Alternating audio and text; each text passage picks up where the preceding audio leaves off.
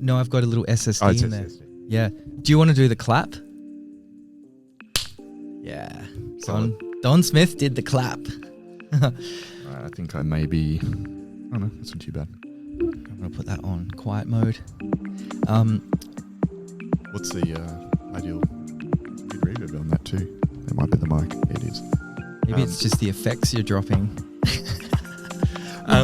Is it I can't actually obviously monitor myself. Can be better here or... Don't worry too much because I've got this bad boy as well. One, yeah, so you've got 2 cameras on you. I've only got 1 because you're double the importance. So Don, thanks for coming in.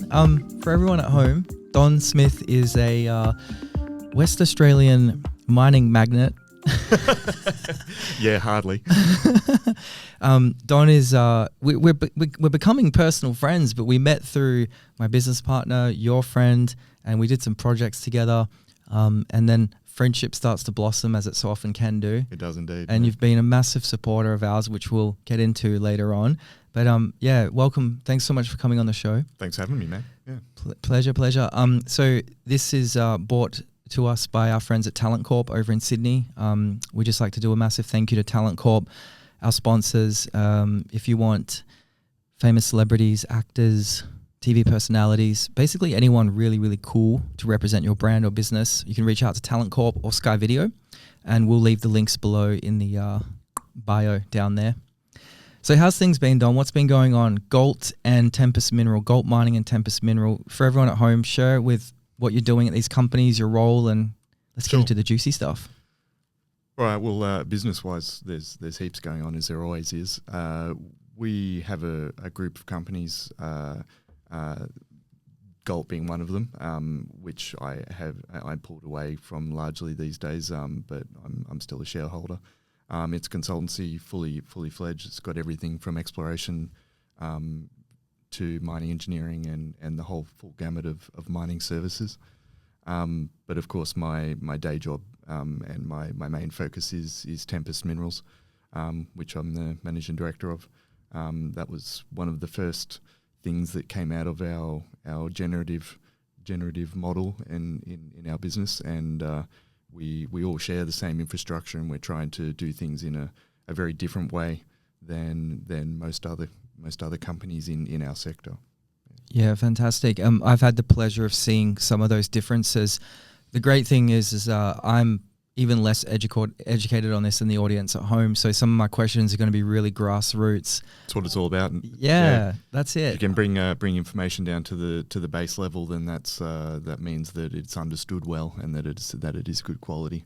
If you find if you have information that's people explaining things are too complicated that no one understands, it means they probably don't understand it themselves. Isn't that true? Yeah, so that's my opinion. Comprehension. Yeah. I watched a really cool podcast with Lex Friedman and Jeff Bezos the other day. It's a really good example, it's actually. Such a good one. Man, I learned so much from that, and also had quite a lot of validation along the way, which was really nice. So I've had the pleasure and the privilege to go out onto a couple of your sites. These sites are roughly 400 odd kilometres from Perth, out towards the northwest of the state, which is West Australia is a huge state. And a couple of times I've been out there, I've been able to see the drilling rigs at work, taking core samples kilometres and kilometres into the ground. Can you walk us through just at the very baseline, like you've gone and acquired this land, it's exploration work, and ultimately your goal and dream is to find a selection of mineral deposits in the ground. Yeah, it's exactly right. So at the bottom level, I guess, for the viewers and for those that aren't aware of the mining industry, it runs the Australian economy and basically has forever. And the exploration industry, which sits at the bottom of the mining industry, that is the lifeblood of our nation, and it involves using science and particularly geology to try and understand the earth and find new deposits of various minerals. And then once that has been calculated how much is there, then that goes into the mining phase. But that's usually quite a long way down the track.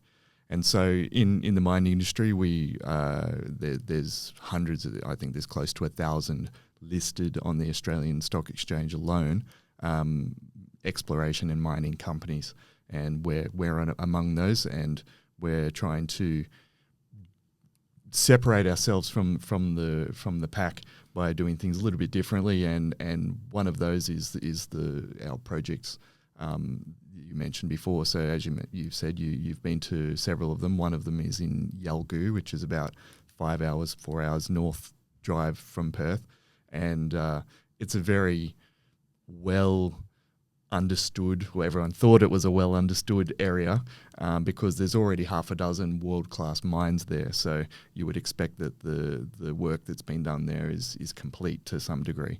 And using our innovative technology and way of doing things, we identified that some of that information there wasn't quite right.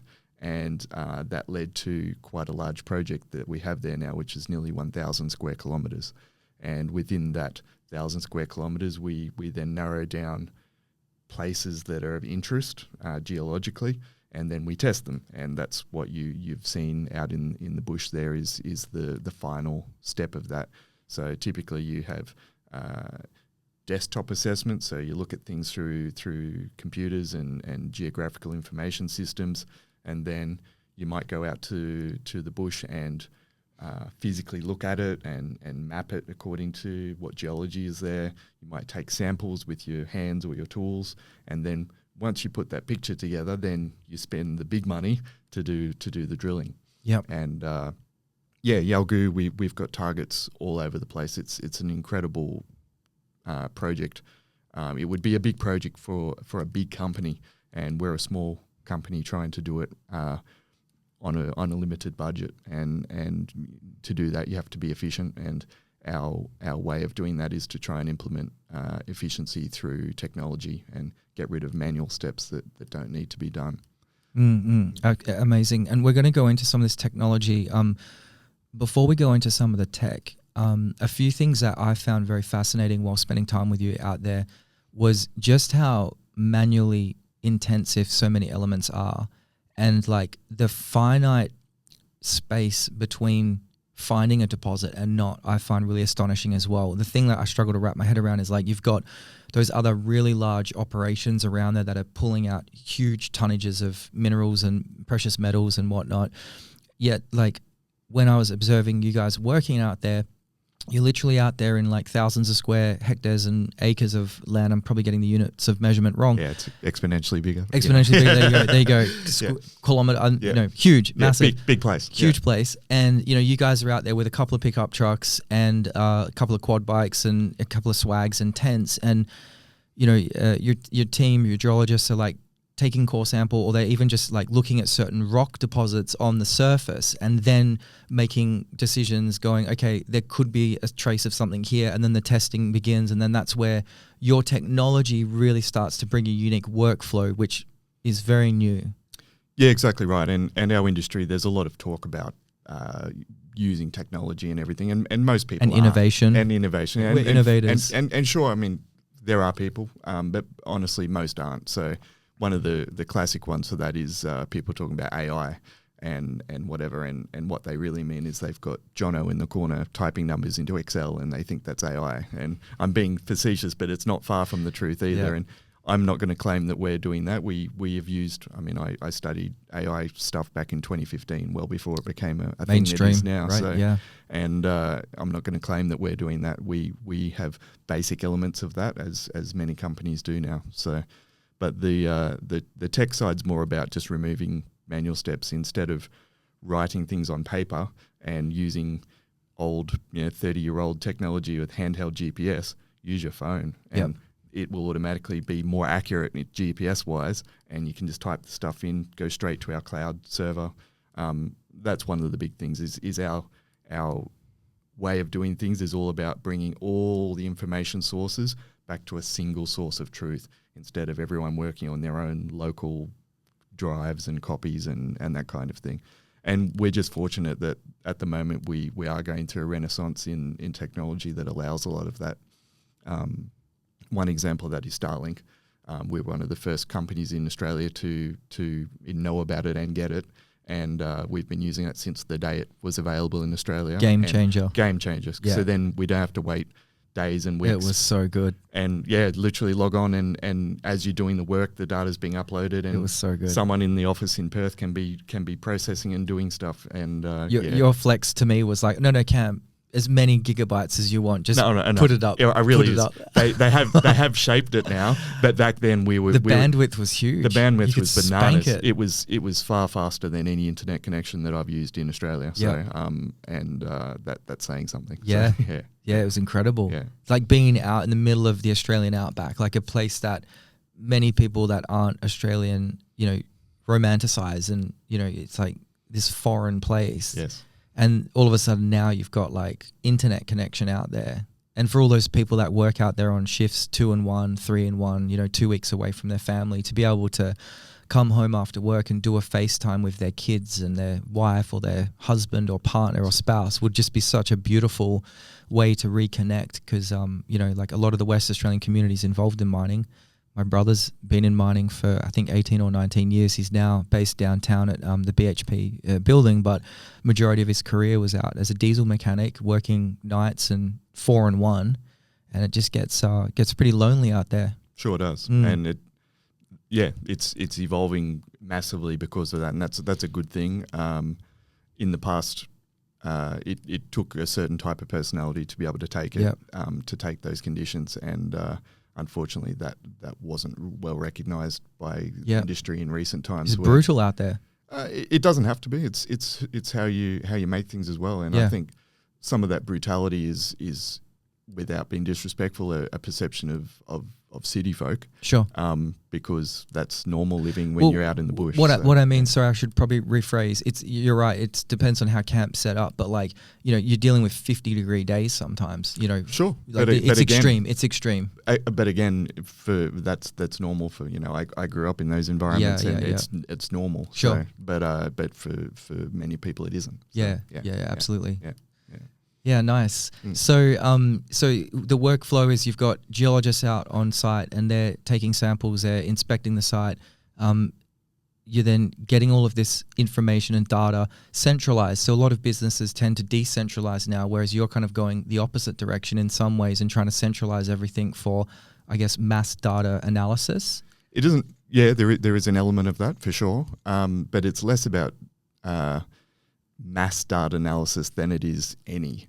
And so what you find is not just in mining, but particularly prevalent here is that there's a lot of data being collected and then no one does anything with it. Right.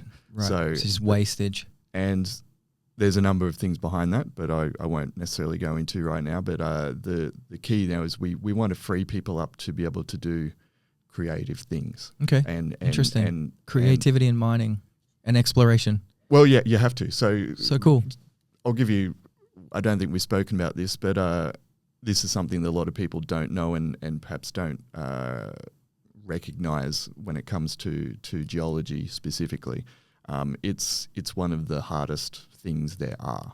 So there's no real comparison in science except for maybe something like astrophysics, because in geology it is a center point of many of the other disciplines, and you have basically the entire history of the Earth, 4.5 billion years, multiplied by the whole Earth, the whole spectrum, multiplied by almost infinite number of variables, and they're chemistry, there's minerals, there's physics, there's satellites, there's an incredible number of variables, and in the past that was probably manageable for exceptionally intelligent people to be able to assimilate most of that and be able to and then pattern recognize. So everything in geology is pattern recognition. Right. And when you have an infinite number of variables multiplied by the whole history of the world, the human mind can't do that. It's not designed to do that, and anyone who thinks that they can do that may need to check their ego, to be honest. So that's where the technology comes in now. So if you centralize all that data into one spot, someone can then look at it themselves and go through variables one by one and say, oh, that matches with this, and that's how you make discoveries. Or you can start to use some of the more modern, even AI stuff. But has its own set of challenges, as it does in every industry, especially in mining, where there's lack of standardization.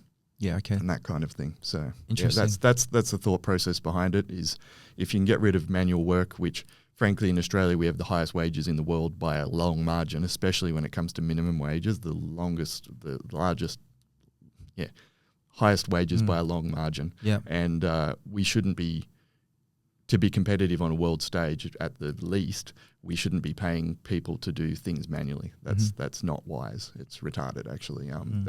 So if you can get rid of things that don't need to be done and let people do things that are going to generate more value. Right. For example, instead of typing numbers, they shouldn't be typing numbers. They should be looking at the data already and using that to make interpretations about where the business can go first or better. Yeah. So, Got you. So as a basic analogy, like in my game, it'd be like, instead of having to build a camera every time I want to video something, buy a camera that's been built really, really well and go video. That is absolutely precisely it. It's why would you, essentially build a lens every time you want to take a video? Sure, it doesn't make sense. Go buy a Sony or a Canon or whatever. Yeah. Okay. And unfortunately in our game, a lot of that infrastructure doesn't exist, which is why we've been innovating and across our group of companies that I'm involved with. That's why we've been innovating. It's not for, of course, there's a little bit of nerdy stuff in there as well, but it's not about that. It's about the tools don't exist. So we go, okay, we can take a bit of this and a bit of that and that kind of thing. And as you've said, you've seen a bit of that in action, and we're very proud of the results so far. Yeah. Fantastic. So can you dive into the creative a little bit more as well? Okay. Some specific examples of that. I'd love to hear about that. Okay. In terms of geology, it's again, unlike other sciences that, all pursuits in the world have an element of creativity, but geology is well known as a bit of a dark art. You have to be able to see past the objective 1 + 1, and you say, okay, 1 + 1 here, and then there's a little bit of something else that comes in and go, well, if this exists, then you test that, and it either does or doesn't exist. And that's a very vague way of answer, but a solid example of that would be, we're starting out in the bush at our project, as you visited, and you're walking along the ground, and you, especially here in Western Australia, because the rocks are the oldest in the world, and they've been exposed to the... That's 100% fact. Definitely.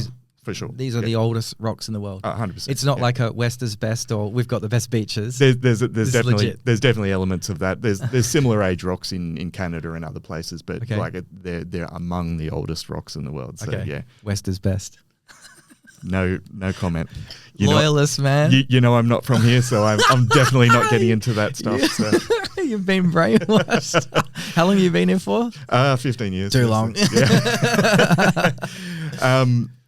Okay. So just say we're walking along the some of the oldest rocks in the world. Some of the oldest rocks in the world, but a lot of those rocks aren't actually visible. So most of those are covered in sand. So by definition, then you're not working on a full set of information. You have to make inferences and guesses and a lot of them to say, okay, if I see this here and then I walk a kilometre that way and I see something here, in between that, there might be something else. If there's rock A here and there's rock B over there, somewhere between A and B, there's going to be something different, and then you basically have to make a guess, and that's what the drilling comes into mostly. Is you make a bunch of these guesses continually. So you look at scientific data, and then you say, okay, the missing part here is there's an opportunity that there could be a copper deposit here or a gold deposit there because of the rocks that we've seen, and then you test it. And it's a low margin, very difficult game, I can tell. So this game you play, it sounds expensive. How much does your each guest cost?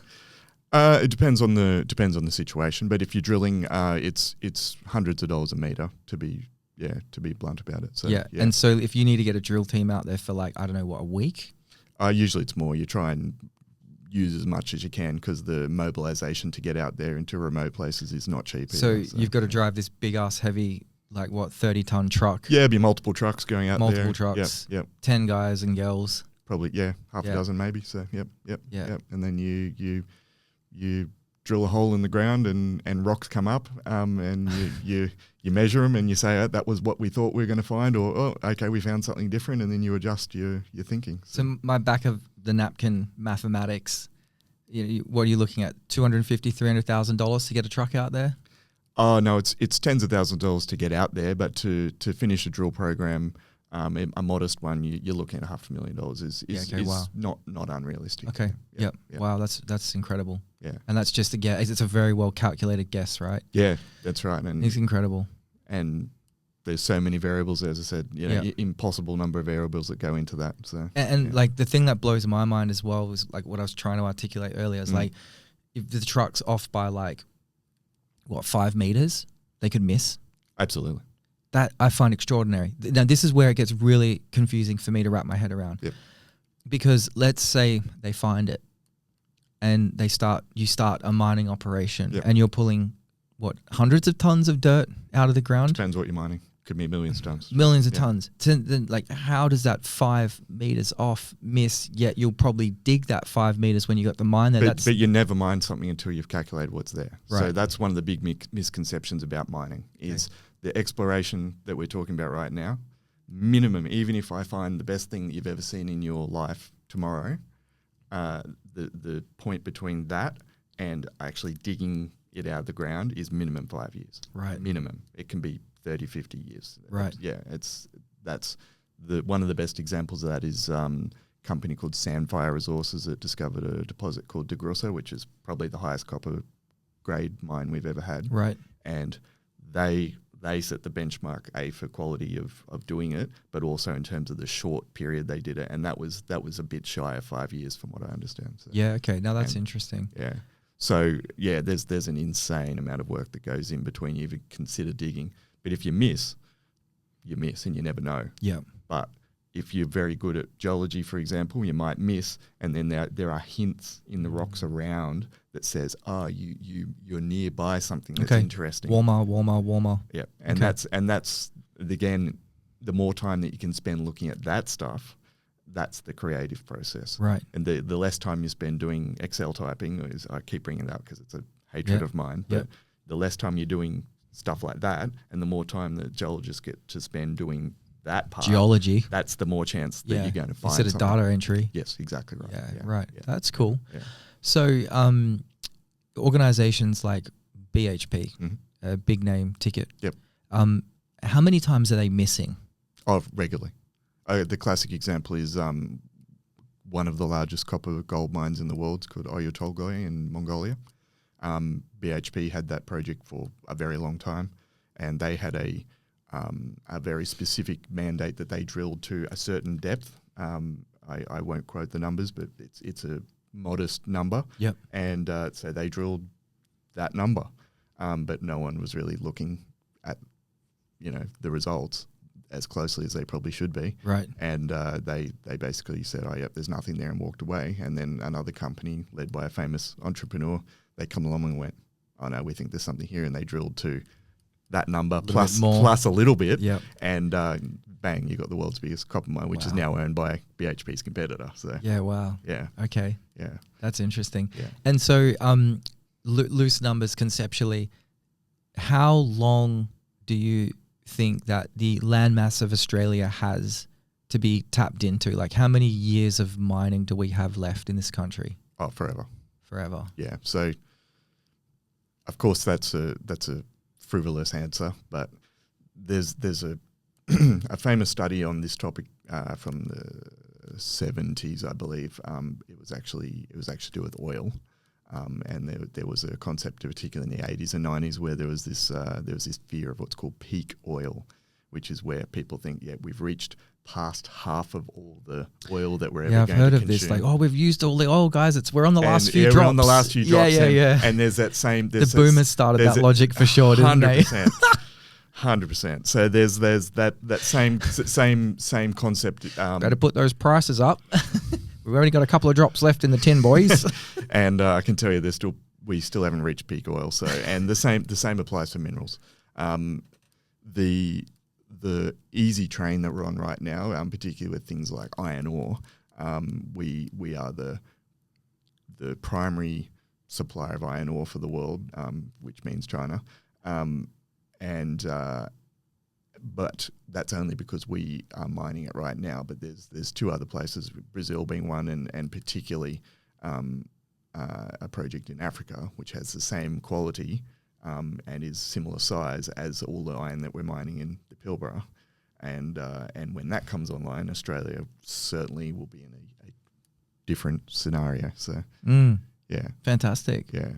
So when you're going to market, I'm assuming you raise funds for these projects. Sure. What's the talk with the investors and people like that? Like, if you're burning, $500,000 per drill exploration, I can imagine you're raising a few $1 million to facilitate these things. Mm-hmm. How do you calculate those risks, and how do you kind of work within that framework, knowing you're going to miss a bunch of times, burn a bunch of money to potentially find something? It's a good question, and one that I don't think is well understood by the general public, but it is high risk, and but the high return as well. So there is a study, and I'm simplifying the numbers, but there is a well-known study about mineral exploration that 1 in 1,000 projects has anything on it. That's a just rounding off the numbers basically, but just say one project like ours. So we have 6, and one of then you multiply that by 20 or 50 or whatever, and you get to 1,000. One of those has anything on it, and then 1 in 1,000 of those will be economic, will be a mine. So it's 1 in a million, but it's actually not far from the reality of the actual numbers. So wow. It's very high risk, high reward, and certainly there's a lot of people that make and lose a lot of money in the industry based on those numbers, and but it is the lifeblood of our industry, of our economy, too. So there's a lot of ways it can be done better, and we're doing our best to cover a lot of those in what we're doing. So. Mining's in your blood, isn't it? Like, you've been in this game for what, 30 years, is it, or? As a professional, 20 something years. But I also grew up in mining. My parents were in that game, so I was exposed to the whole gamut as a young child. I think it was one of the biggest things that struck me first time we went out on site together was I could instantly see that this was more than just like trying to like a get rich endeavor. Yeah, like you actually deeply care about the land, you deeply care about the industry, you deeply care about the people and the connection to country. Can you talk to some of that? Like, where does that some of passion come from, and what's your legacy that you'd like to leave on the industry when you eventually step away, and whatever that is? I appreciate you saying that. It's I guess have to think about that. Working backwards, legacy for me isn't my primary goal. There's a lot of people that want to leave legacies and that kind of thing, and that's a in most cases, in my opinion, that's a ego-driven thing. Sure. I don't care about that. For me, I can't do something well unless I'm, for lack of a better term, emotionally engaged in it. And I grew up in mining, so I obviously have some interest there, but I wasn't planning on going into mining when I was at school or even at university. So that was kind of a U-turn I did at the time. Where the caring comes from is I think it's bloody important. As I said, it's a lifeblood. If people can recognise or agree with me or not, but it is the lifeblood of our economy and our nation. The numbers wouldn't lie, right? There you go. You look at the data and it's pretty evident. If you look at the number of people that are employed, both directly, but then if you look at the flow down, that's what often we see in the media. Mining only employs X number, or exploration only employs this number of people. But that's all the other. It's the flow down effect of it's basic economics. Flow down economics is from mining. That's why we're a rich country. So. In order to keep our standard of life and not live, and I'm not joking, like if if we didn't have mining, we would be living in caveland, or caveman style. Like we wouldn't have any of the quality of life that we have. So, do you mean globally, or do you mean globally? Australia? Yeah, globally. Yeah, but certainly in Australia even more. It's the reason we're a rich nation that we are. And the fact that people worked very, very hard in the past. So, certainly I believe strongly in the mission of mining, and I know in many places it is not done well, even here. Yeah. And it's a personal mission of mine to try and do it. I'm not going to get it right or perfect, but I want to do it well. So it falls into that whole like continuous improvement model, right? I don't think it matters what industry you're in, but like if every time the new generation comes through and tries to do things better, more efficiently, more sustainably, more empathetically, caring, etc., then that momentum will manifest into an overall better output and product, right? Totally true. Yeah. I think we are heading that direction. Some of our regulators aren't necessarily assisting in that endeavor, I can tell you. But the mining industry is held to higher standards than any other industry. Especially with safety and things like that. Safety, right? environment, and environment. The first thing when people want to criticize mining, they go, "Oh, destroying the environment, blah blah blah," and yes, that occurs. Usually, that's people that aren't operating well. It's not a standard that the mining industry goes out to destroy the world. That is illogical.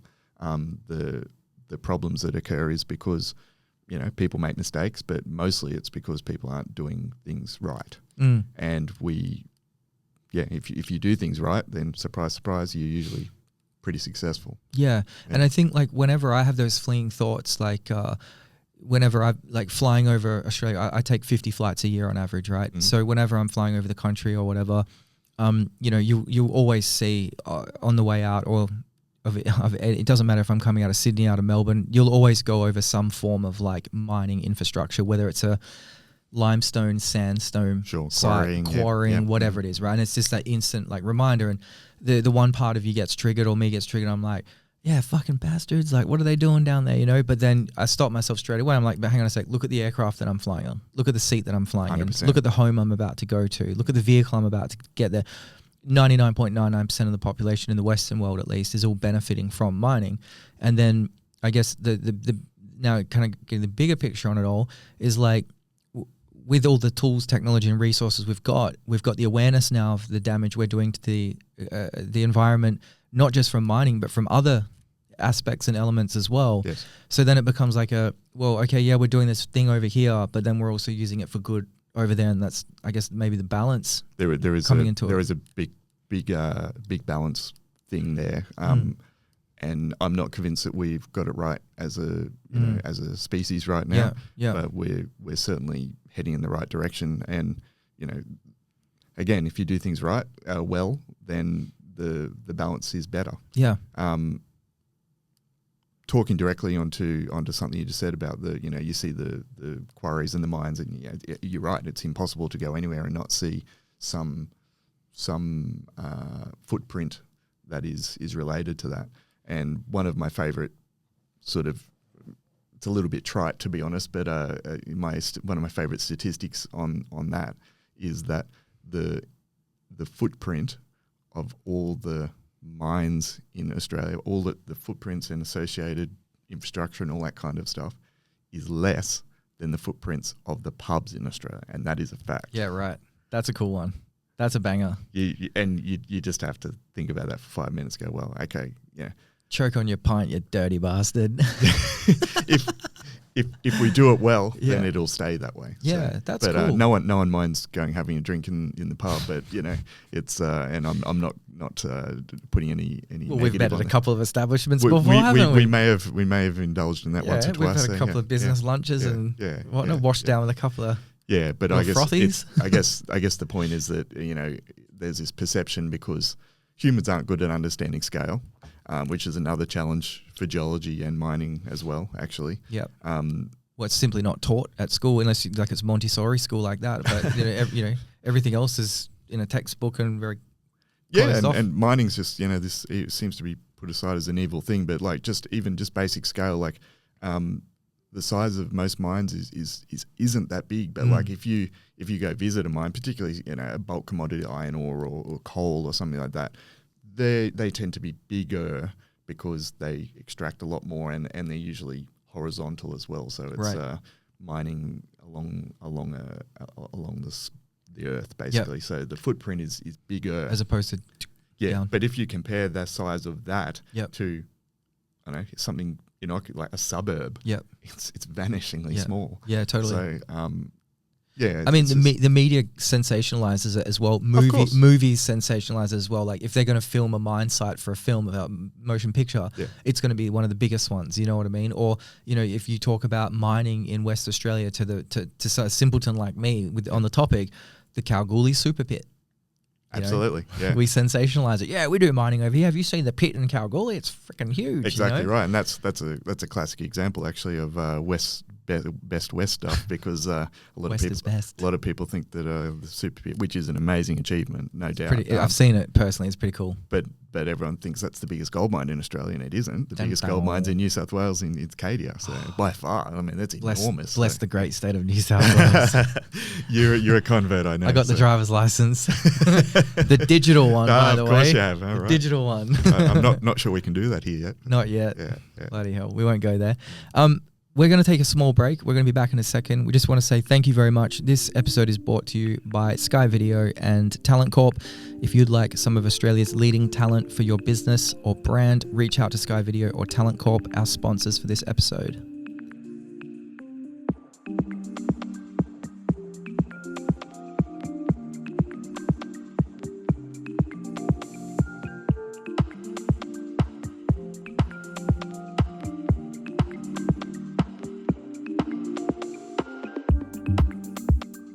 Let's talk about stress alleviation from being a big boss man at many ASX listed companies. You're into your jiu-jitsu. Yeah. Martial arts in general. Certainly that's something that's been with me since I was little. In the last 10 years or so, then jiu-jitsu's become part of that regime. Yeah. Nice. And how are the injuries going at the moment? Are you in a training phase? Are you injured? Are you recovering? Good question. A couple of years ago, I had a reoccurrence or a new evolution of a knee injury, and that certainly has dampened my ability to do a lot of training. But it's definitely coming better at the moment, and I'm gradually graduating back into it. So, awesome, that's great to hear. I think a lot of people that will listen to this podcast will probably be somewhat middle-aged. They'll be late 20s up into their middle ages. Okay.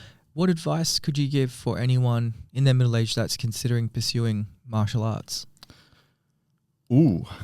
We asked the big questions. Yeah, that is a hard one. I get asked that a lot, particularly by parents who want to send their kids to go do it. I would start off by drawing. It's not a hard line, but I'm going to draw in one for the purposes of the discussion between martial arts and sport. Yep. And especially with the advent of the UFC, those two things have now become conflated, and they're not the same. I certainly most of my life did the former, and so for me that was about the beauty of the form and the self-discipline and the structure and even just the cultural aspects of it. In later life, it's been more on the sport focus and a bit of competition and furthering myself in that regard. Because I mean, there's no point doing something that is meant to, be a combat between two people to the death, or or in a martial sense. Yes. There's no point doing it without understanding that element of it. Sure. Just sitting pretending that you're a tough guy because you can wear a black belt or whatever. So yeah, okay. So talk me through young Don age of martial arts. Then were you like competing professionally? What's your primary disciplines or? No, quite the opposite. No. As I said, young life was I didn't have the opportunity. We lived in remote places, so. But I started training when I was about 6. Okay. Just shy of 7. Did a bunch of things when I was little. It was primarily because I was bullied pretty badly at school. Yeah, okay. And my parents wanted me to at least know how to look after myself. And Yeah. Did it work? Did it work for that? I learned a more important lesson that I didn't have to. I Nice. learned how to solve conflict without that. So nice. That's a good takeaway. Yeah. Just because you can doesn't mean you should. 100%, and that's actually directly back to your that line that I mentioned between art and sport is that discipline and that mindset of that you are learning this, which is something that is that can take a life. Yes. In extreme situation, of course, but it's something that you shouldn't show off. And you shouldn't do it for that purpose to be violent. It's the opposite, is to learn so that you don't. And that's deeply ingrained in a lot of Asian and Confucian philosophy. Yep. And I'm deeply, deeply grateful that I learnt those lessons as a young person. And that's where I said the line was the sport side with the competition side. It's the direct opposite. It's all about, not necessarily about hurting people, but that's the intent of a lot of the actions. Yeah. Is it's a competition, and it's all about competing and fighting and that kind of thing. And I'm speaking broadly, and it doesn't go across the board, of course, but I found that a lot of the sport side of things doesn't have any of the discipline. Of course, it does in the training. So it can be in the training element of things. Rules and boundaries. Yeah, but you don't get taught a lot of that, that I guess soft skills that I just mentioned, that you don't have to do this, and you'll find that people who are involved in that aspect are far more likely to be involved in physical conflicts with people. Right. Because that's what they're doing, and it's trained into your body, but you don't have that I guess that self-discipline about you don't have to do that, you don't want to do that, it's not the first resort.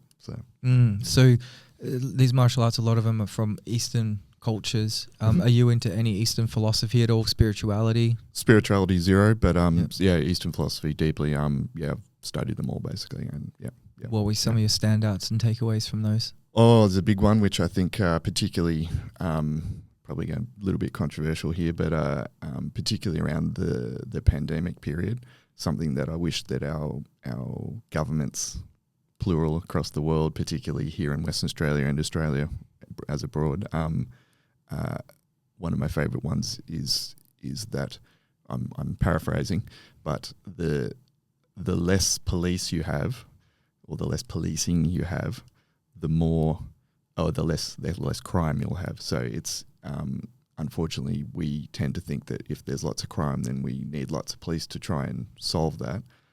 The intent of that phrase is that if you solve the root problem, you don't need a gazillion police to police crime, because the crime will reduce on its own if you address the actual problem. Case in point, let's look at California with the epidemic of fentanyl and substance abuse. Throwing more law enforcement at that is not going to fix the problem at its core. Absolutely not. Yeah. And some of in Victoria, the people rioted over some of the legislation. I was there. And 5 lockdowns in Melbourne. 100%. And it's horrible. Here even more extreme legislation passed in Western Australia, right under the noses of everyone. And no one seemed to even notice or care. And so we have some of the most draconian policing legislation in the world here right now. I'm still free. I can go to the beach. I can go fishing right now. Yeah. Wait until something goes wrong and then see how that. Yeah. And switches just get turned. See, I experienced that first. This is something that if you're from West Australia or other states and you're watching this, most people have no idea what that pandemic really meant for a lot of people. Very true. Like, I was at a park with my friend within 5 kilometers, and we had the army walking around while we're exercising, and they watched us kick a soccer ball, and we got told off a couple of times to move on. They were like, guys, you got to go now. But stories of grandmas sitting down on a park bench, just taking a break on their walk and getting a $5,000 ticket on the spot, right? And police questioning people for how far away are you from home, how long is it going to take you to get back, and tripping people up and then going, ticket, $5,000 on the spot. Oh, contest it? Cool, see you in court. Yeah. It was what I observed was seeing what this country's capable of when they choose to ramp up their authoritarianism. And man, it's wild. It's strong. Yeah. And look, I'm not attempted to jump into some sort of right wing conspiracy stuff there. It's quite the opposite. But it is a thing. And it's a thing. The root of your question was, what's some of my highlights there. That's a big one, and it resounds through all my life. But then seeing it, instead of doing something sensible, we go straight to more policing, and that results in more reaction on the other side. And at the heart of that is, everyone knows what a yin and yang is, the Tao it's called, and it's two sides, two halves that fit together to make a whole. And when they're balanced, that is what's balance. I think we went way too extreme on one side of that, and we often see the results of that in the last couple of years in society. So absolutely. Absolutely. So what does this year have in store for you? What's some of your big projects coming up, and what's exciting? Work-wise, we've got at Tempest, we've got we're aiming to do 4 drill programs by the end of the year, so that's going to be big. There's a lot of work to go into that. There's a few other things I can't talk about. I'm enjoying looking at a few new tech things at the moment. So I'm involved with a tech company based in India called Grid. Nice. And they create a fantastic, shout out to those guys, by the way. Do they have a website? Yeah, it's called workongrid.com. We'll link it. Yeah. What's it called? Workongrid. Workongrid.com. We'll link it. I think their platform has the potential to revolutionize not just mining, but multiple industries. So their software. It's software, yeah. Nice. It's a data capture platform basically, but you can use it for so many things. Their back end runs whole cities, like smart cities in India. So they have it's so multifaceted. I don't want to even start rabbit holing on it today, but we're doing some things with that. So that's going to be exciting, and just trying to make a discovery and pursue all the things in life. There's not enough hours in a day to, even if I had 40 hours a day, it wouldn't be enough to do all the things that I want to do. I feel like that as well. I feel like that. So you're very much in the modern era space of podcasts, and you keep up to speed with the Elon Musks of the world. Sure. Do you I heard you say before you watched the Lex Friedman, Jeff Bezos podcast? Yeah, watched all of his podcasts, really. Yep. Okay, you watch all Alexa's? Yep. Yeah, awesome, fantastic. What's some of the takeaways that you're getting from those conversations, and how do you implement them in your day-to-day life? Well, there's a wide-ranging topics that he covers. So certainly when he interviews business leaders, Elon, Jeff Bezos, and others, I particularly enjoy some of the conversations that he's having with more obscure guys, particularly ones that are writing and involved in the forefront of AI stuff. Mm-hmm. I take a lot from that, and as to where things will go. Like we all saw last year when the impact that GPT made on the world, just like bang, overnight, and just exploded into everything. And even in your industry, we see these massive changes. We fired our whole team. We just use AI bots now. Even that camera's AI. We didn't even have to turn it on. I was telling Reese when I visited you guys in Sydney that there is a famous I forget his name off the top of my head, sorry, but a famous producer in the US who literally was building a tens of millions of dollars studio, and he's just canned it. Yeah, okay. The whole Fair thing, enough. and he's just going to go down that path. Yeah, so okay. that says a lot. So there's tangible shifts coming. Yeah. I mean, we use AI, but again, I don't want to go about us and. Does everyone? Go for it. Tell us. It's not it hasn't taken over all our workflows of people, and it never will. Yeah, exactly. Everyone thought that robotics was going to take over all the work when car production started. So exactly. Still lots of people with jobs. Autopilot in the aeroplane, still two pilots. Still two pilots. Still haven't gone down to a one pilot cockpit like they're trying to. Airbus is pushing for it.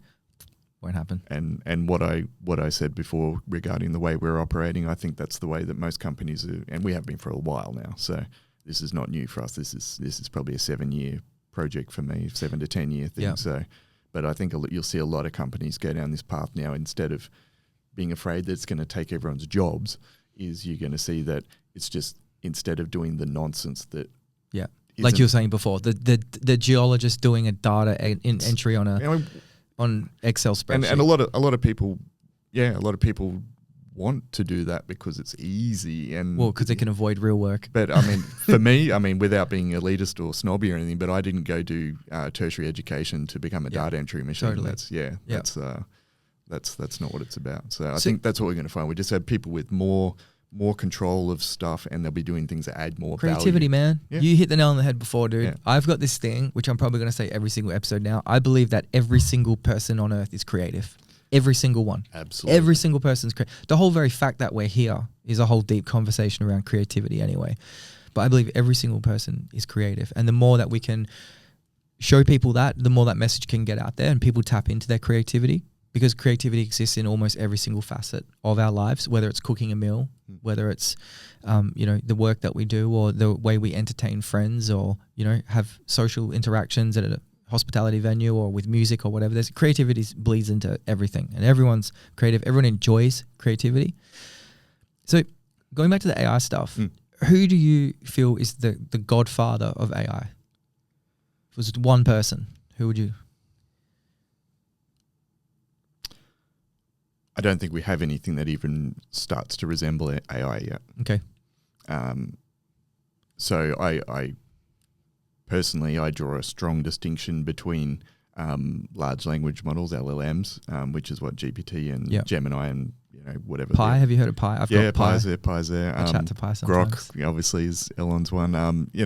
LLMs are just great big Excel tables, and it does a statistical analysis on, and in some ways that's what we do as humans as well, but it's definitely not AI. For AI, for me, that's a special term that should be only for, a HAL, or, to reference the old movie Space Odyssey 2001, whatever it's say. Stanley Kubrick's film. Stanley Kubrick, yeah. Yep. So, one of my favorite directors.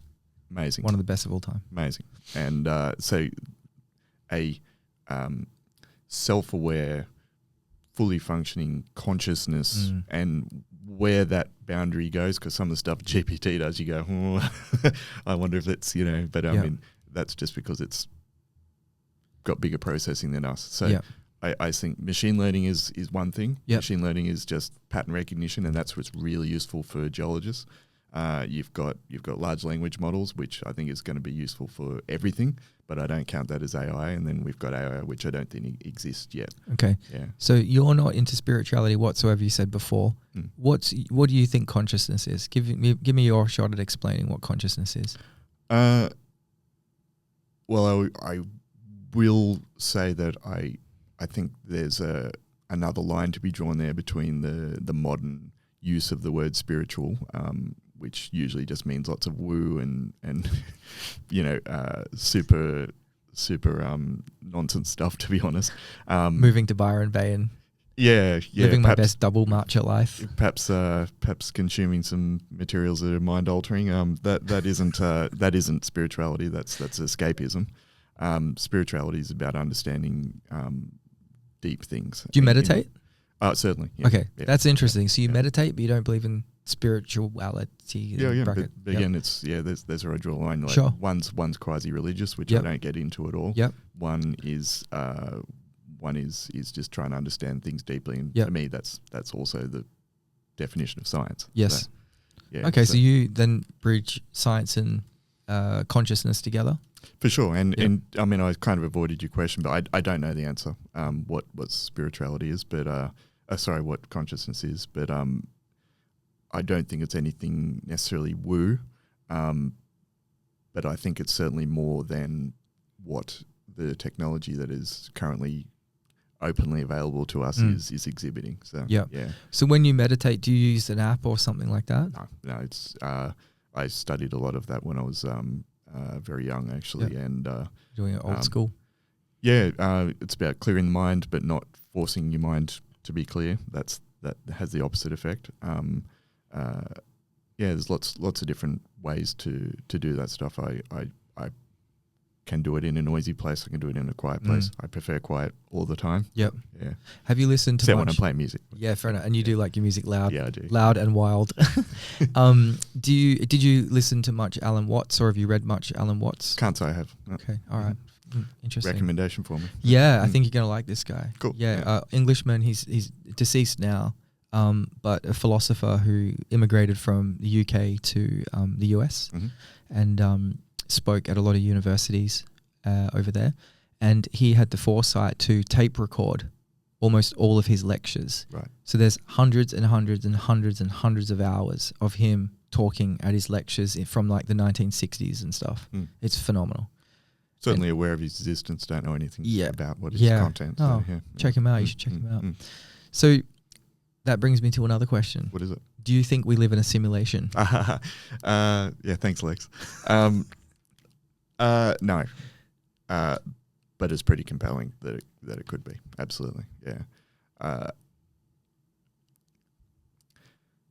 I got to admit, there's frequent moments when you have the Matrix moment where you see the double cut or something like that, and you go, yeah. I've certainly had a few, quite a few moments in life where you just go, that doesn't seem to quite add up right. And but I would, on a purely statistical basis, I would wager that the human mind is more prone to error than it being likely that we are in a simulation. More skeptical response. No, I'm a big believer in a lot of things that there's not necessarily evidence for, but I wouldn't necessarily say it's skepticism, but I think just purely on a pub test or a statistical manner, you just go, brains are pretty unreliable things, and you go, or are we in a simulation? I know that's a 1 or a 0, and it's probably there's a grey area between those two things, but I'd lean towards the brains being flawed. Interesting. So do you think Elon's going to get to Mars in our lifetime? Yep. Yeah, I do. I don't think that's far away at all. I don't necessarily know that. I think that'll be the full human habitation necessarily in our lifetimes. But yeah, do you think we'll get there? I'll tell you, there's one thing. I don't know if you've heard of Mars One, which was there is a whole movement. It started in I think even the late 90s. I signed up to it essentially as soon as it existed, and I still get emails from them a couple times a year and so they basically created the framework for humans living off planet decades ago, and I would be very shocked if Elon hasn't at least deeply aware of that. I would say he would have. He seems to know about all of this stuff. Or adopted it and all that kind of stuff. So and I say that because a few of the passing comments he's made about the habitation that he wants to build on Mars definitely echo that movement. Yep. And but I mean, it's almost comical when you see it these days, because back then it was this pioneering thing, and they were going to go to Mars, but they never got enough funding. There was some very rich dudes from Europe behind it. Right. They believed in it, but it was I don't think the technology was there either yet. It's obviously now SpaceX is. I just look at the cars we were driving back then, and I'm just like, there's no freaking way we're going to get to Mars. We're driving VL Commodores or VR Commodores and AU Falcons.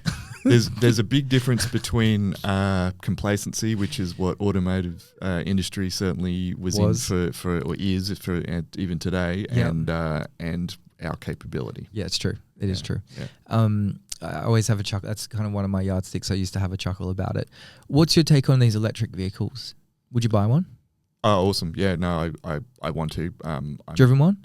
Yeah, sure. Yeah. I'm waiting for my existing car to cark it before I do. But I mean, without seeming smart ass, I had everything in my house has been electric since I moved to Perth. Yep. So 15 years. 15 years. So, and it comes down to something similar, as simple like a lawnmower. I have Instead never, of buying the petrol one, you went for the electric. 100%. I was like, I've never owned a petrol lawnmower. I'm like, I don't understand why you would. It didn't make sense to me. And then obviously now we've got that concept is starting to grow out into the greater world. So what's your thoughts with what's happening with Tesla right now? Like their stock price is taking an absolute hammering. They declared that they were going to start competing with the Chinese market in terms of bringing out a $29,990 price model. What do you think Elon's game plan is here? What do you think his strategy is? And what do you feel, if you were in Elon's position, CEO of Tesla, what would you be looking at doing to, continue the movement that is Tesla, knowing you've got China nipping at your heels and no doubt taking a lot of technology? There's without a doubt that happens. Yep. But then at the same time, I will give props to China for certain things, like how their ability to actually manufacture all of their things in country, which is a huge advantage. Well, let's break that into a few pieces. What I'd do is, if I was Elon, which I'm definitely not, I like to think I'm moderately intelligent, but certainly nowhere near his level. In terms of how you position Tesla, Tesla's got a thing which is unbreakable, is that everyone wants one. There's nothing else like it, and it isn't just China that's nipping at the heels either. Obviously, it's all the big US and the Japanese, and particularly the Japanese. Audi. I went to a drive day with Audi 6 months ago and drove two of their their electric sport cars. So you're right, it's European manufacturers as well. Yep. Yeah, everyone, and so that's always been there. It's always going to happen. I think that's the short answer to your first question. So he's built a very strong brand loyalty. Why is the stock price taking a pounding? Is one, his eccentricities. I think that two. I know there's manipulation in various quarters in the world that are affecting his. So you mean like people shorting him or something 100%, like that? There's shorting left, right, and center for Tesla. And the third one is the big one is there's now competition. Yeah. So now there are other people making comparable things. Yep. But not the same. Have you been in a Lucid or a BYD? Have not. No. Okay. So over in New South Wales in particular, and Victoria, but New South Wales especially, almost every time I get picked up from the airport, it's even if I choose a basic Uber, it's either a Tesla or BYD or a Lucid. Yep. And they're pretty close, but they're not quite Tesla. Yep. But they're pretty close. And you get in the car, you feel nice. You feel like you're in a modern engineered. There's a couple of them, other ones in addition to that I think are not far from there, but. The brand thing's the big one. I mean, everyone, no one goes and you think new car. No one goes, I want to buy a, X, Y. You don't even think of anything else. You just the first thing. Just about every person thinks, Tesla. It's almost like Kleenex, isn't it? It's almost to that level now, isn't it? Where you think like electric car, Tesla, and then and then there's like a few other ones you can look at too. And I forget the term for that. There's a whole discipline of business. Business academic stuff based on that, which is what is the word for that?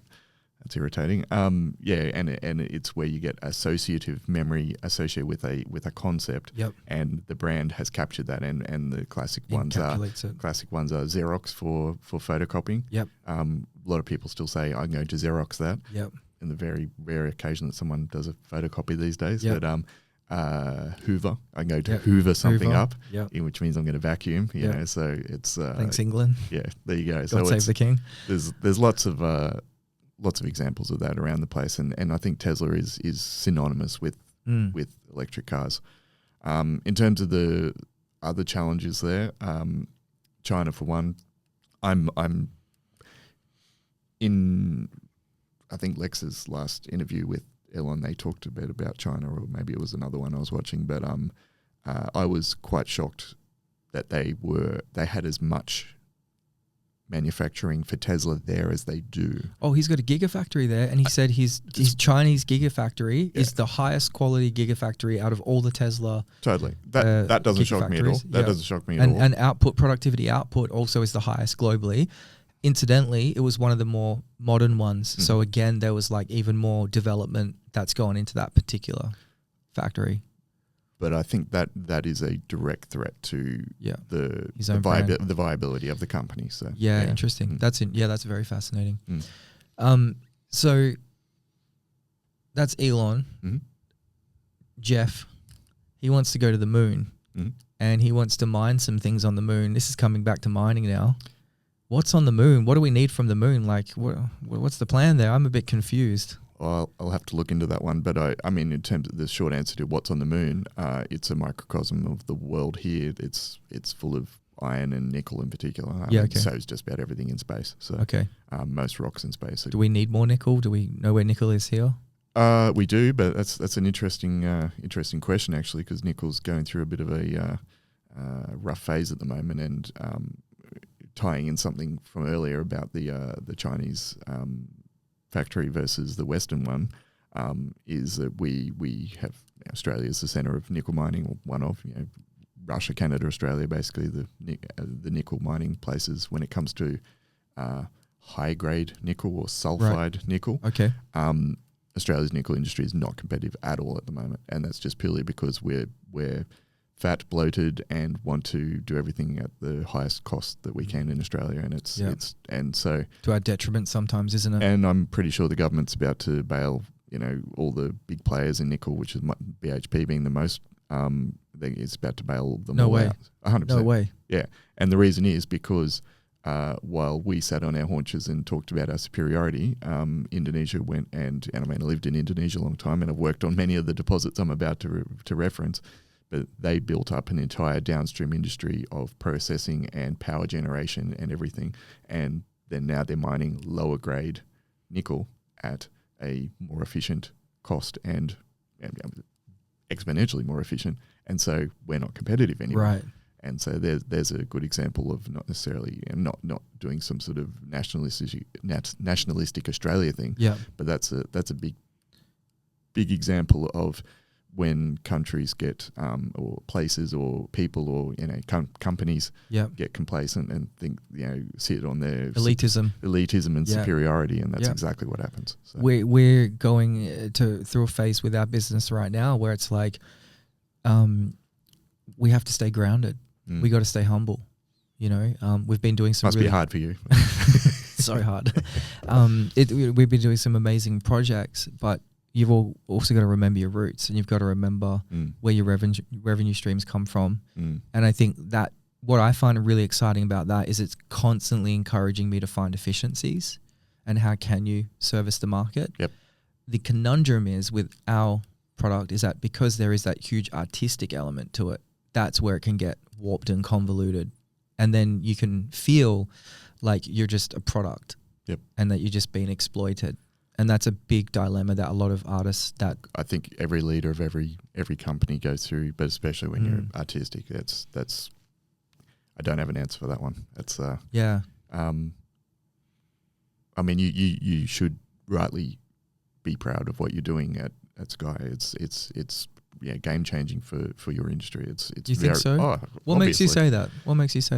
I mean, same reason that what we're doing. It's one of them's a technology thing. I know all the time and money you've invested into various platforms and everything to do things better. I'm quite confident from my not that I have a deep knowledge of your industry as my own, but I'm quite confident from my external perspective that there's no one doing anything like you on that. There's a couple. Mm-hmm. There's a couple, not many. But I also think it's just the standards that you hold are very, very high. Yeah. So and try that.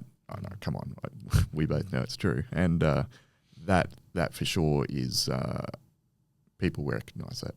That's nice. Yeah. Appreciate that. I mean, we've been fortunate to work together. We've produced some video assets for you as well. Mm-hmm. It was why I can say it with authority. So. Yeah. And you're a believer in us. You put your money where your mouth is with us, which we really appreciate. Mm-hmm. I guess like video in the modern day and age, like you start using it for your business, what kind of effect does it have on your business? How do you use it as a communication tool?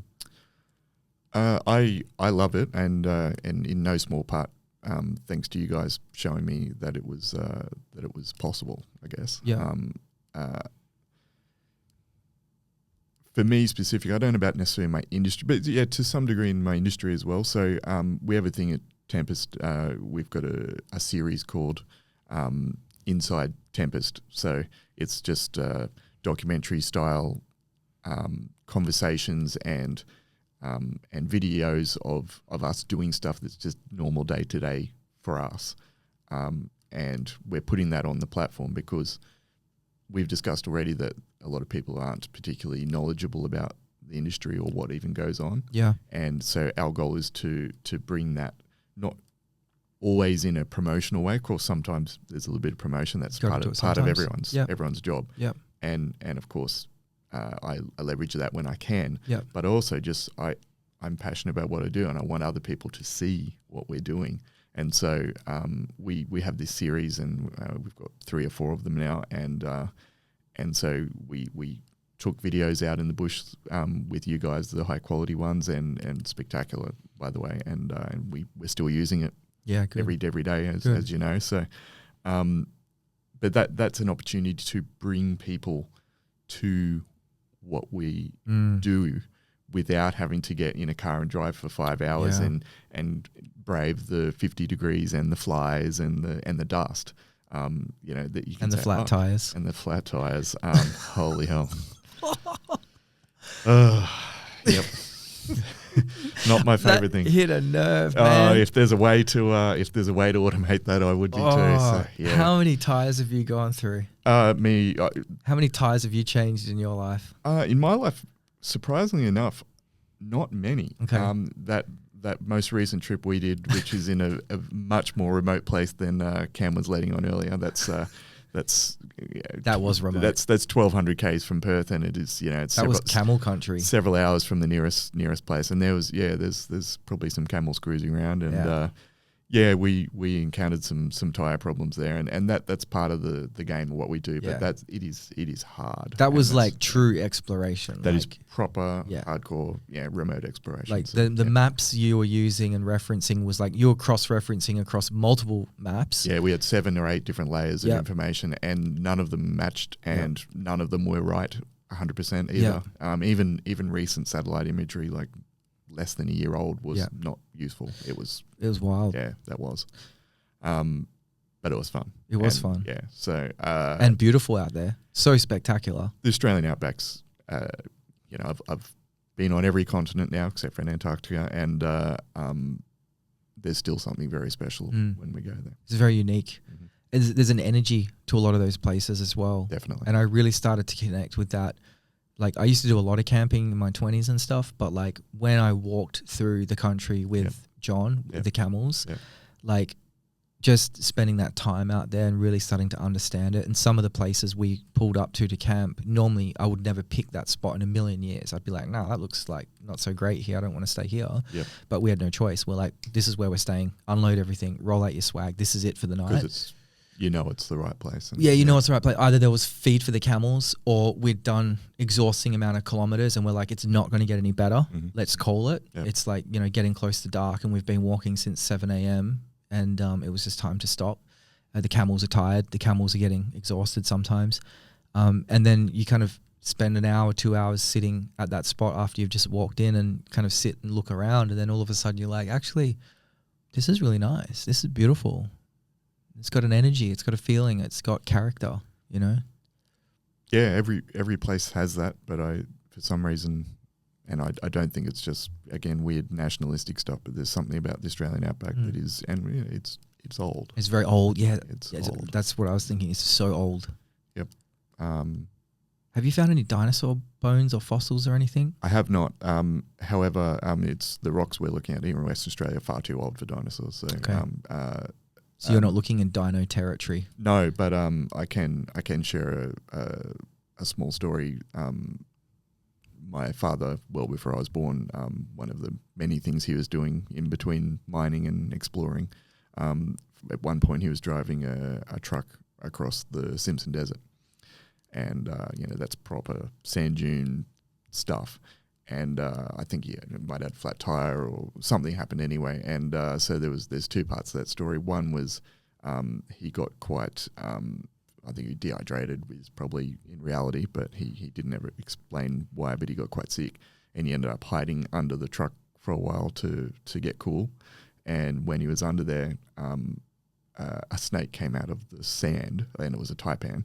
Whoa. And it basically just crawled up to the edge of the truck, and he's laying under the truck looking face to face, like inches away from it. And he said they stared at each other for 2 hours or something. No way. And he just couldn't take his eyes off it, because the minute he did, it's going to strike him. Whoa. And yeah, there was pretty intense story. Wow. So like he just rolled up on his turf and disturbed the taipan, and he was just like, have, hey, yeah, it's going, what's that thing out there? I'm going to check it out. And then he wasn't sure, so he just sat there, staring at each other for a while. And, whoa. Did he have any anti-venom with him by any chance? No. 70. So, yeah, okay, yeah, no. But what's even more crazy was then, eventually the snake sort of bailed and wandered off and did its own thing. The staring game sucks.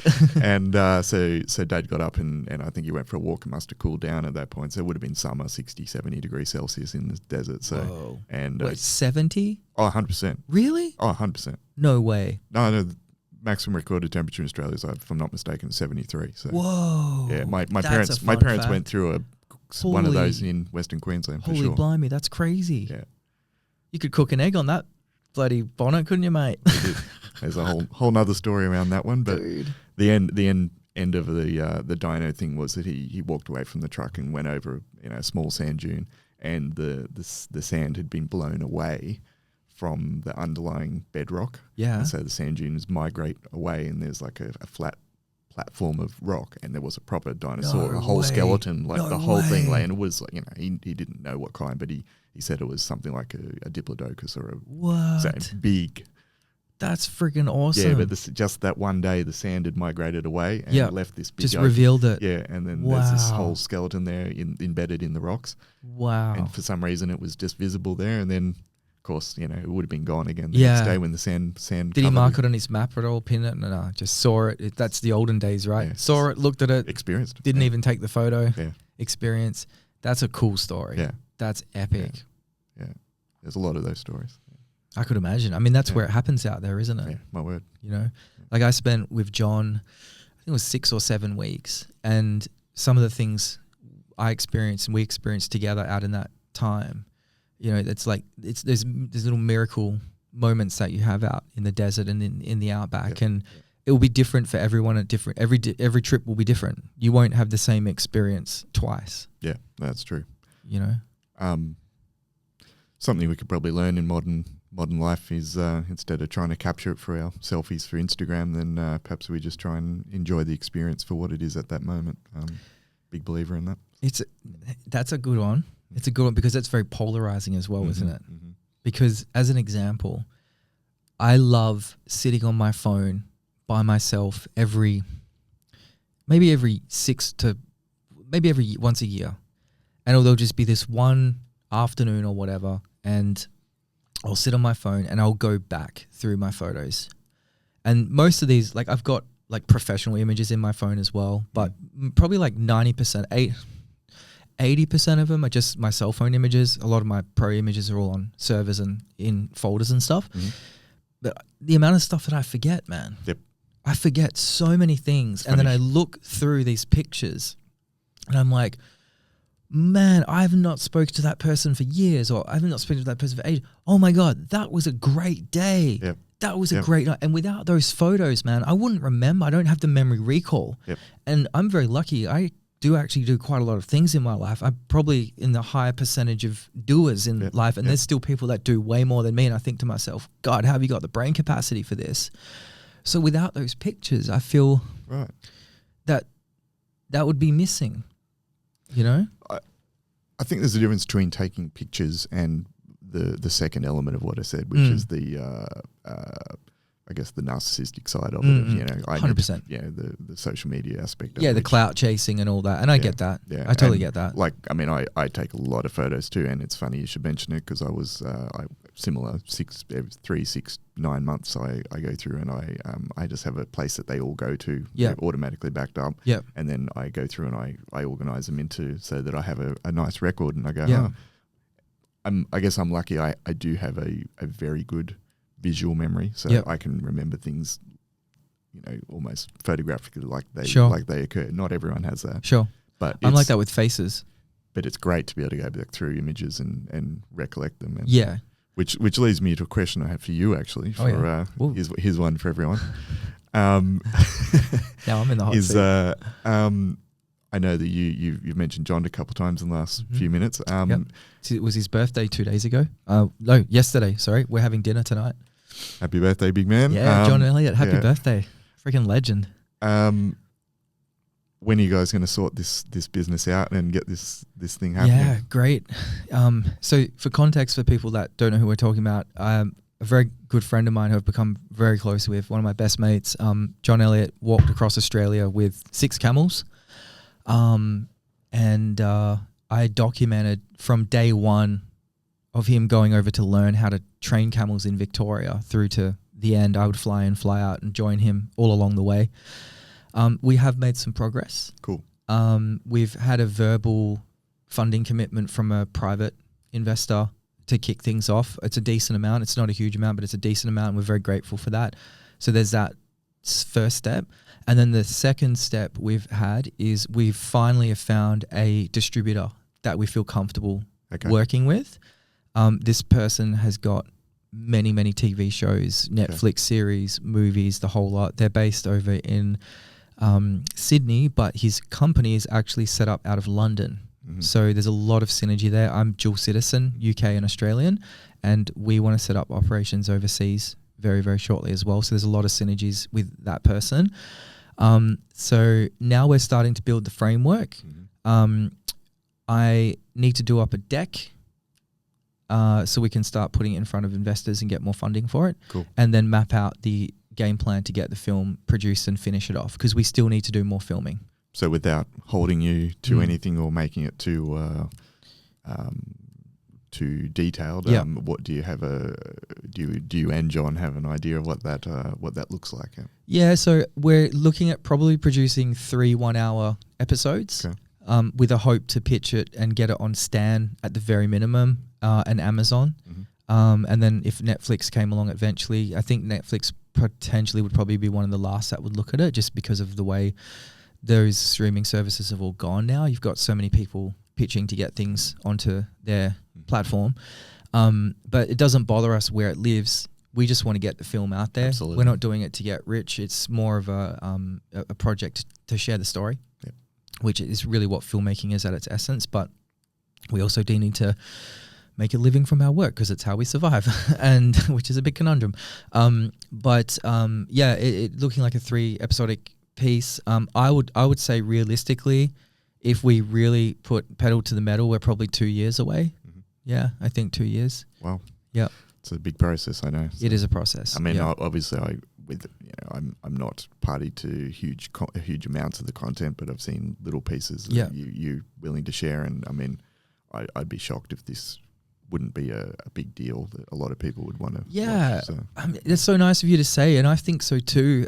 Obviously, because I'm so invested in the project personally, emotionally, and even like structurally and everything, like I feel the same way, but then I don't want to put my thought in there like that, because I don't want to kill it. I want it to be a life of its own, and whatever happens I'll be happy with, just to set like super low expectations. But it's a phenomenal story. Like, the guy walked away from a lifestyle that people dream of and did something extraordinary, almost died at several occasions, raised a phenomenal amount of money with a charity, Skin Check Champions, as well. So get a skin check, people. It's the #1 killing cancer in the world. Bob Marley died from melanoma in his toe. Fun fact. So no one's safe. Didn't know that. Yeah. But yeah, look, it's a project that's very dear to our hearts, and it's something that we want to see get out there, and it's something we want to see that's done properly. And that's been probably one of my biggest things with it as well, is I've kind of like said, like, whatever we do next with this, I want to do it properly. I want to do it properly. And that's not my ego. It's me wanting to pay a homage to what it is. No, it deserves to be done properly. Yeah, it deserves to be done properly, man. And then, like, the other thing as well, like, me as an artist, like, you know, I'm at this point in my career now where, you know, I've got the work client stuff going on and we're producing great stuff for customers. It's super proud of it. But then when there's things going out with my name on it now as well, and this comes back to your like legacy statement before, it's not about legacy, but that is my body of work and I'll be forever judged on that. Like, my first movie comes out at the cinema this year, a small documentary, and I was really quite like, we had to some steps towards the end there where we wanted to get the movie professionally colored by a colorist, and the guy that the documentary is about, Will, he was like, dude, like, I've got another project coming up, I really want to get this out there. And I was like, I know, I want to get it out there too, but we've got this opportunity to partner with someone that's going to color grade the movie for us. We gave it to this person and they ended up completely fudging it up. They just butchered it. And I'm like, sorry, man, you claim that you've done HBO series and a Netflix series, and you've come back with the project and it's just like, you've butchered it. Like, what have you done to my movie? Give it back. And then the guy still wanted to be paid. I'm like, it's not happening, dude. You didn't do your work. And so there was this time that got eroded away. But I said to Will, I'm like, dude, like, this is my work as well. And this is something that once we put this out there, it's going to be out there forever. Now we can do another iteration of it. Yep. Sure. Yep. But I do feel that I'm at this point now where things I do, I really want them to be done properly. And it's not from my ego. It's just, I don't know. It's just, I want it done right, man. Because if you do it right, it's there forever. And if we look back in 20 years, and if it's been done right, you'll go, freaking hell, that was cool. Or, damn, that still holds up. So, I think I know the answer, but for the purpose of discussion, where does right end? And I'm the worst for this. Yeah, I'm getting much better in the last few years, actually. Yeah.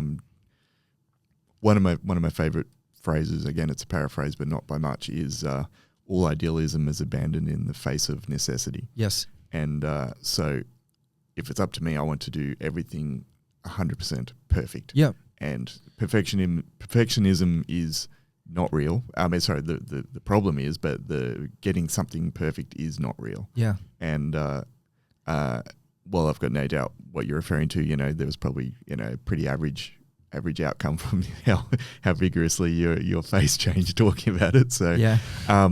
Where is that point philosophically and in practice where good enough is good? For me, I've adopted the not some sort of formal thing, just, you know, case by case and in some sort of level of just getting things done. Yes. As we were discussing before the podcast, actually, is you know, the classic 80-20 rule that everyone likes to reference, but I think it's just about right. So for something that you feel desperately importantly about, where is that boundary? Good question. Is it, you know, if we have to use numbers, is it 90? Is it 99? You know, I don't know. But no, I get it. I think to answer it, firstly, like, art is never perfect. So for me, I'm never looking for perfection. What I'm looking for, it really relates. It really comes back to it. How does it feel? How does it feel when you watch it? And then in every art discipline, there is rules within that discipline. So within filmmaking, you've got many, many different components you need to look at. You've got lighting, you've got audio, you've got cinematography, you've got editing, you've got sound design, you've got color and story, narrative, of course. So for me, it's like making sure that all of those main key points of the art have been given the attention they deserve. And then, of course, you've got budget constraints. I do. So the reality is, in fact, I think I've kind of done maybe one or two projects where I haven't had budget constraints, where I felt that that's exactly the budget I need. Every other project I've done for the last 8 years, I've not had enough money to do the project the way I'd like to do it. It's precisely the same in mining too. And you can talk to any exploration company. We're all hugely constrained because it's effing expensive to do drilling in particular. And just about every company has a small amount of money, Yep. and you get 1 or 2 chances to do something, which is a 1 in a million Yep. chance, and again, as you say, you get judged by that, Yes. and I can see why you would want it to be right when it's out there forever. So Yeah. yeah, And that's fascinating because like it's so similar in the fact of like you've got that burn rate consideration with yours, and it's very much the same for ours. Mhm. And then it's so down to the audience watching it and the viewer watching it to be discerning or not, and be like, oh yeah, that was great or not. And in our case, the equivalent of the audience is the stock exchange. Yep. And our share price reflects what people think of Exactly. You know, and How much do we like them? Yeah, and we can put out something, you know, that's technically well, not just us, but every company Yes. can put out something that's technically perfect. Yep. And you know, and to someone who understands that, that's amazing and Yep. everything, and then that will cause your stock price to go down. Yep. And there's some very classic examples of that in the last 12, 18 months. I won't reference specifically, Sure. but that's a super frustrating thing, and part of that is the ability for many people to using a big word, elucidate, is to bring that information in a format that other people understand. Yep. How Yep. good or important it is. And then you're like, industry peers will know, but does critical mass know? And that's exactly right. And it's an impossible challenge. So it's the same for you as I'm sure, you know, resource constrained and whatever. But where is that point where it's good enough? It's a feeling for me. It's Feeling. making sure Cool. it's making sure that like everything's been hit correctly as much as possible, and that we've done our best to refine and cut out the imperfections that are blatant imperfections and wrong and cringe and gross. And then as you go through the process of post-production, because it's mostly post-production what you're referring to now, the you know, it'll take 90% of your time to get the project up to 90%. And then it will take another 90% of your time to finish the last 10%. And the last 1 and 2%, you can spend 200% of the time Doing that, sure. of all of the other stuff, Yep. you know, where you're making your finite details. And then you can then go into a discovery phase and go, well, what if I wanted to start trying to experiment and go experimental on it? And then that's where you have to go, when do I need the project to be published, and so on and so forth. For me, it's a feeling when it feels right, when we're watching it and like, you know, the audience is getting moved, or there's that moment of epicness in there, then we've done our job.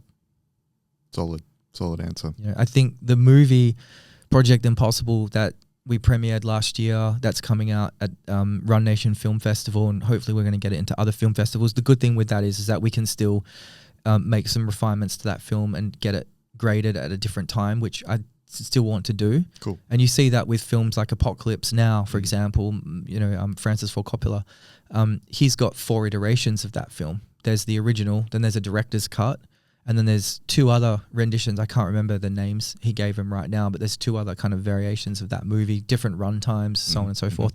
Stanley Kubrick, though, he wouldn't allow that to happen, and he would burn all of the film roll from every single film he ever made, and any bit of content he was creating before his movies, he burned every single bit of film stock. That's how particular he was to make sure that his movie went out the way he wanted it to. Yep. Yeah. Yeah. That is interesting. Hectic. And like now there's people, and there was a great documentary I watched on YouTube not long ago. I watched it on a flight, I downloaded it, and there's people that go hunting through film archives trying to find lost bits of Stanley Kubrick's footage, and every now and then a gem will come out and someone's like, oh my God, this is Kubrick's. It was a roll from this thing here and that thing there, and everyone goes freaking nuts about it. That is nuts. It's crazy. Well, on a related topic, it's a long bow to connect these things, but not really. You hinted to me strongly a few months ago that I should watch a new Scorsese movie. I have now. Nice. In fact, I watched it twice. The Gentleman?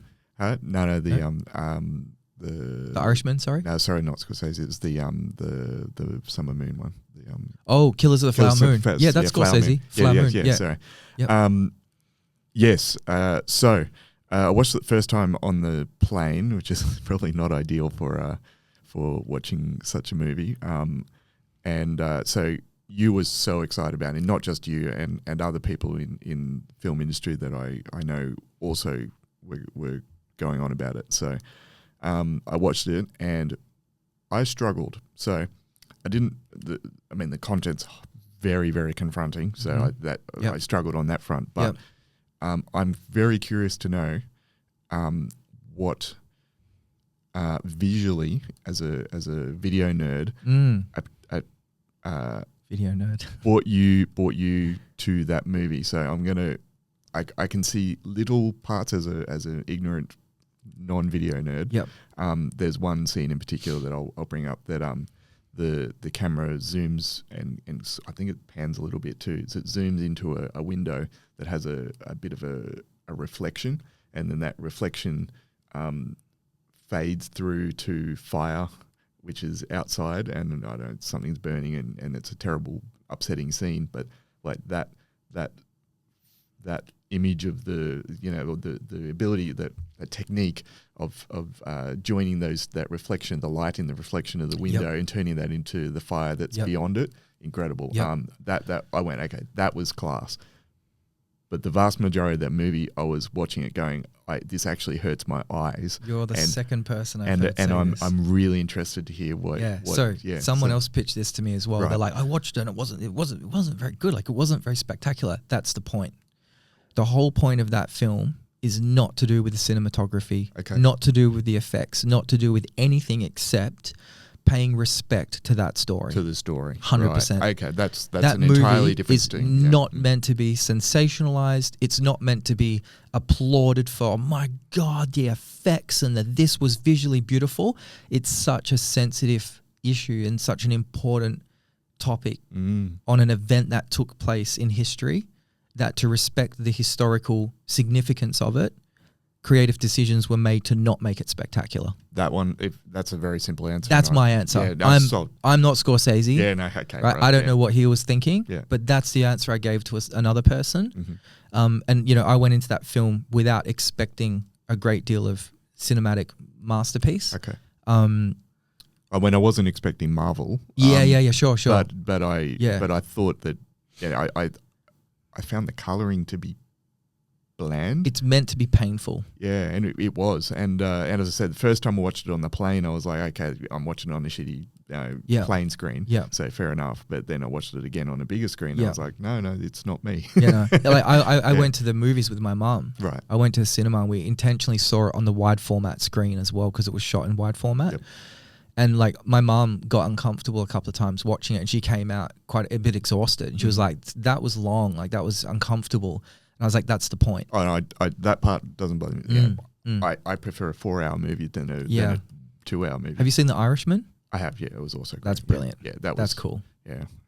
That's a good film. That has a great sentimentality memory of something going on at that period when I watched that. So nice. Yeah. That's cool. Okay, cool. Good answer. Yeah. Thanks, man. Yeah. Well, I think we should say arrivederci. Okay. We've been chatting for about 1 hour, 40 minutes. Thanks so much, Don, for coming in. No, my pleasure, man. Thank you for your support with Sky. And, there's so many layers to that, which we won't go into now. But thank you. It means an awful lot to us. And we're really excited for what you've got coming up next, and keep inspiring people. And we'd love to have you back on the pod again, because I think there's a lot of other things we could cover off in this exciting age and space that we're in. We didn't even start on music or sound, I know, sound stuff or anything. Yeah. So plenty of opportunities coming up. Look forward to it, man. Absolutely. Thanks so much, Don. And everyone, thanks for listening. Stay tuned for the next episode, and thank you to our sponsors, Sky Video and Talent Corp. If you'd like Australia's leading talent to represent your brand or business, reach out to our friends at Talent Corp. They'll be more than happy to have a chat with you. See you on the next one. Peace.